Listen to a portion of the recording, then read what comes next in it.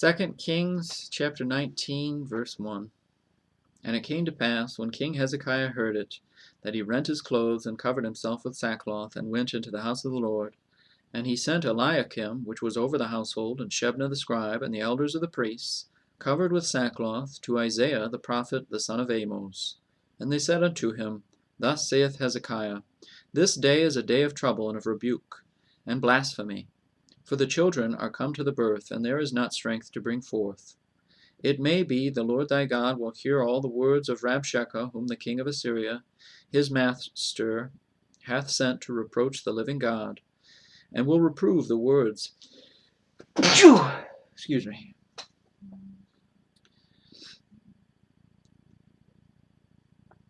which the Lord thy God hath heard. Wherefore lift up thy prayer for the remnant that are left. So the servants of King Hezekiah came to Isaiah.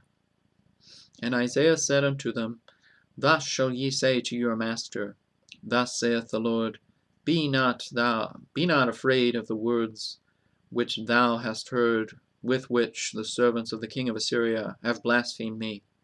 Behold, I will send a blast upon him, and he shall hear a rumor, and shall return to his own land, and I will cause him to fall by the sword in his own land.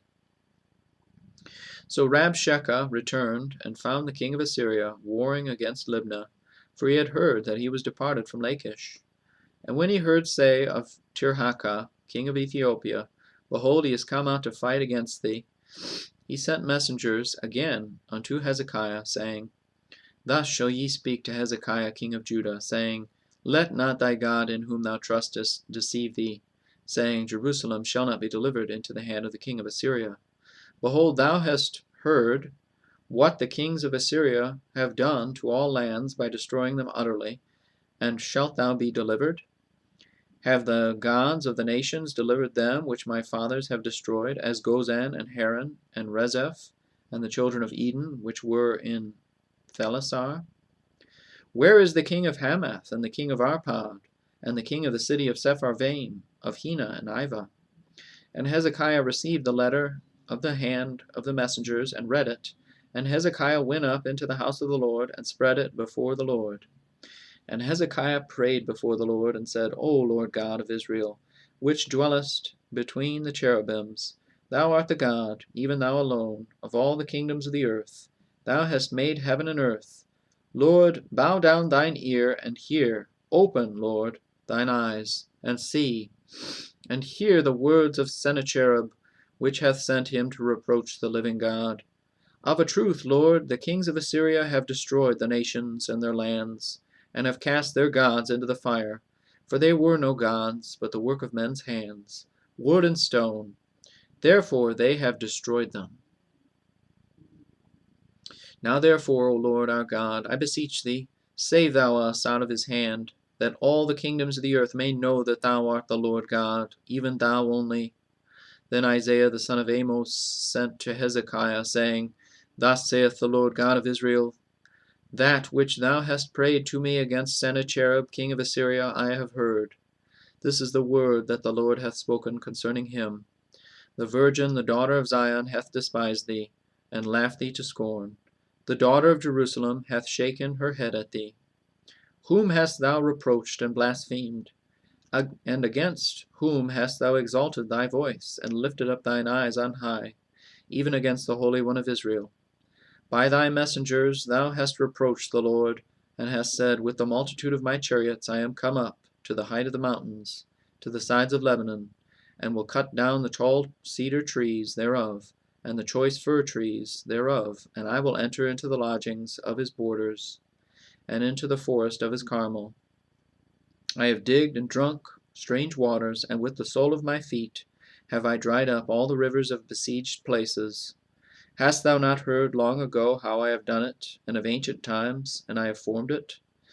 Now have I brought it to pass, that thou shouldest be to lay waste fenced cities into ruinous heaps. Therefore their inhabitants were of small power, they were dismayed and confounded. They were as the grass of the field, and as the green herb, as the grass on the housetops, and as corn blasted before it be grown up. But I know thy abode, and thy going out, and thy coming in, and thy rage against me. Because thy rage against me, and thy tumult is come up into mine ears, therefore I will put my hook in thy nose, and my bridle in thy lips, and I will turn thee back by the way by which thou camest. And this shall be a sign unto thee. Ye shall eat this year such things as grow of themselves, and in the second year that which springeth of the same. And in the third year sow ye, and reap, and plant vineyards, and eat the fruits thereof. And the remnant that is escaped out of the house of Judah shall yet again take root downward, and bear fruit upward. For out of Jerusalem shall go forth a remnant, and they that escape out of Mount Zion, the zeal of the Lord of hosts shall do this. Therefore thus saith the Lord concerning the king of Assyria, He shall not come into this city, nor shoot an arrow there, nor come before it with shield, nor cast a bank against it. By the way that he came, by the same shall he return, and shall not come into this city, saith the Lord. For I will defend this city, to save it, for mine own sake, and for my servant David's sake. And it came to pass that night, that the angel of the Lord went out and smote in the camp of the Assyrians 185,000. And when they arose early in the morning, behold, they were all dead corpses.